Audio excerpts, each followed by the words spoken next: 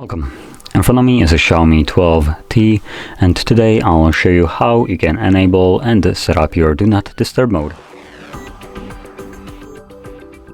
So to get started, swipe down for your little toggles, which is done from the top right side. Just a single swipe down and you will get all your toggles, and simply find your Do Not Disturb, which for me it looks like it's not on the first page.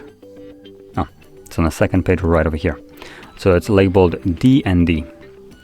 Once you find it, simply hold the toggle and this will take you to the settings. Now in here you can customize how it will function. So just swipe down and we will have, there we go, Do Not Disturb and all the settings for it. Now very limited amount of settings right here, to be completely honest, but still I can customize it a little bit. Now going into a couple of the worth mentioning options here would be things like the notify about repeated callers, which when enabled, if someone calls you twice within a 15-minute period, they'll completely bypass the option above, so notify about callers.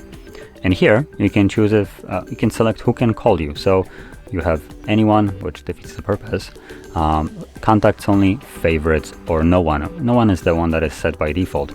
But if you have this on, if someone meets the little quote right here for 2 times call in a 15-minute period, they'll completely bypass this and you'll get a notification about it. Now moving on to a couple additional options we have. When device is locked, meaning that even when you enable Do Not Disturb mode and do it with this, it will only use Do Not Disturb mode, or kind of like act like it's on, when the device is locked. When it's unlocked, it's gonna act normally.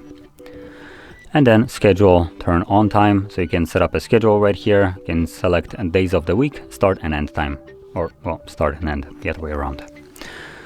Which, if you're planning to use schedule, you just set it up and make this check, or keep this checked on, and that's it. And once the time comes for it to turn on, it will do it automatically, so you don't have to do anything extra. But for everybody else who wants to use it manually, just occasionally, you can do it once you set it up by simply tapping on a toggle like this. And once you're done with it, again you can tap once more and this will turn it off. And also you can quickly see if it's on or off. When you look right here, when it's enabled, it shows you this moon icon, and when it's disabled, it disappears. There we go.